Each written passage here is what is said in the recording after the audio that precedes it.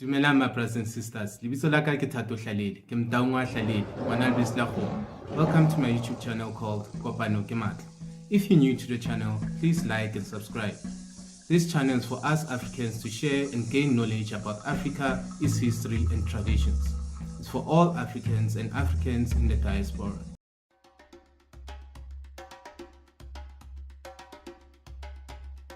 Did you know Africa is home to over 2,000 languages? That's a third of the world's total. With such incredible diversity, assuming all Africans ever had one name for this massive continent is, well, pretty misleading. The truth: Africa's name has tangled history, from ancient myths to Roman conquerors and colonial maps.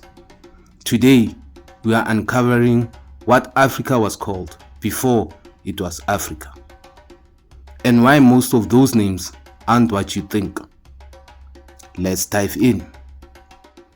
Part 1. Pre-colonial names and myths. Long before the name Africa stuck, this continent had many names, but none meant the whole landmass as we know it today. Take Alkebulan, a term you've probably heard online. It's often called the oldest name of Africa. Alkebulan, meaning mother of mankind or garden of Eden. But here's the twist. Historians can't find Alkebulan in any ancient text. It likely emerged in the 20th century as a symbol of Pan-African pride, not an actual historical name. Then there's Libya, used by the Greeks and Romans for North Africa. To them, everything south of the Sahara was Ethiopia, land of the bent faces, a vague term for lands beyond their understanding. In Egypt, the Nile Valley was Kemet, black land, named for its fertile soil. Meanwhile, East Africa was Azania to Arabs, and Zanji to medieval scholars, while Sudan meant land of the blacks in Arabic. But here's the key.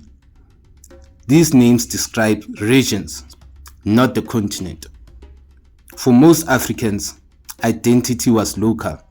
Your clan, your kingdom, your river valley. The idea of a single Africa that came from outsiders. Part 2. The Roman origin story. Let's rewind to 202 BC. The Roman general Priscillius Cornelius Scipio had just pulled off one of the history's greatest upsets, defeating Hannibal at the Battle of Zama. This victory didn't just end the Second Punic Wars, it earned Scipio a new title, Africanus. But hold on, his original name was Publius Cornelius Scipio. Let's break that down. In Rome, your name was your resume. Publius, his personal name. Cornelius, his clan, one of Rome's most powerful families. Scipio, his family branch, meaning staff or scepter, and nod to leadership. So where did Africanus come in? It was an honorific title granted by the Roman Senate. Think of it like a military medal fused to your name. Africanus didn't mean conqueror of Africa. It meant conqueror of the Afri, a Berber tribe in modern-day Tunisia.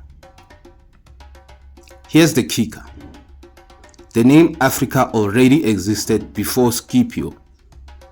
The Romans borrowed it from the local Afri people, possibly mixing the Punic word for Afa, dust, or the Latin Aprica, sun.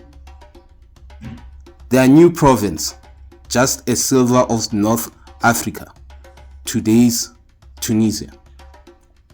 Scipio didn't name the continent after himself. In fact, he couldn't have. The title Africanus was a flex about defeating carnage, not claiming a continent. Romance Africa was tiny, but over the centuries, European map makers stretched the name across the landmass, like a colonial game of telephone. By the way, Scipio's grandson, Scipio Aemilianus, later destroyed Carthage for good in 146 BC. But that's another story. The key takeaway: Africa wasn't named by Africans or even for Africans. It was a Roman label that stuck, ballooning from a tribe's homeland to an entire continent. So next time you hear Scipio Africanus, remember, his name isn't the origin story. It's a footnote in how outsiders reshaped Africa's identity, one conquest at a time. Part 3. Colonialism and the birth of a continent. Fast forward to the 1800s. European empires carved up the continent, and they needed a simple label for the new colonies. Africa went from a Roman buzzword to a geopolitical brand. Indigenous names like Alkebulan or Azania were erased. Local identities, Yoruba, Zulu, Maasai, were lumped up under a foreign term. Even today, Swahili speakers say Africa, Zulu say Africa, all borrowed from Europe's colonial playbook. In conclusion, so why does this matter? Because names aren't just words, they are power. Africa isn't wrong, but its story reminds us how much history gets lost in translation. The next time someone says Alkebulan, you'll know the debate. And when you hear Africa, remember, the continent's true name isn't a dusty Roman textbook. It's in 2,000 languages, countless cultures, and a legacy no single word can contain. If you learned something, smash the like button, subscribe, and let me know in the comments, what name would you give Africa? As I conclude, I'll do what I usually do in my videos. I'm going to try to spread message about black business, black people, and what they do. So in today's, I'd like us to support these black businesses. Yes, I know there are restaurants and stuff, but that's something I like to do in my videos. Start supporting black people, start supporting black businesses, start supporting black services. Ke ditaba tsa ka bana beso, ke tshomo ka matheto.